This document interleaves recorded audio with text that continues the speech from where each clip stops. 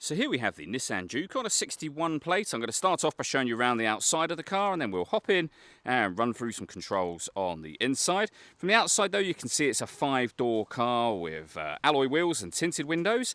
Let's start off inside the boot and then work our way around the rest of it from there. As we approach the back of the car, you can see we have reversing sensors, plenty of boot space as well, along with that 60/40 split folding rear seat, and you can increase that space even further by lifting the tray section as well. Okay, so we're just going to work our way back around to the front of the car, and then we'll hop in and run through the controls on the inside from there. Just briefly before we climb in, I think it's well worth seeing the interior from this exterior point of view. There's plenty to run through on the dashboard, so let's hop in and we'll do that now. Okay, now that we're inside the car, we're going to start with the dials. Over on the left-hand side, we have the rev counter. We have the speedometer on the right-hand side. And in the centre at the top, the main trip computer, which includes the total miles of the car. They are 80,379. Within that section, we've also got the fuel gauge and coolant temperature gauges as well. If we back out to the steering wheel, we have cruise control and speed limiter on the right-hand side, and then stereo and phone controls on the left-hand side.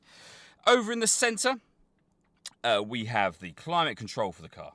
So you can adjust the temperature, you can adjust the fan speed, of course, and you can determine what direction you'd like the air to be distributed in once it enters the car.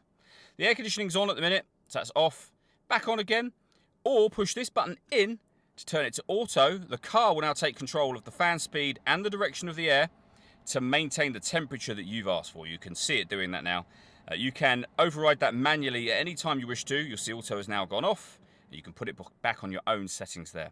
This screen also doubles up as the driver mode screen, where you can switch between eco, sport and normal. Whatever mode you're putting it in, you're affecting the engine, the steering and the climate control.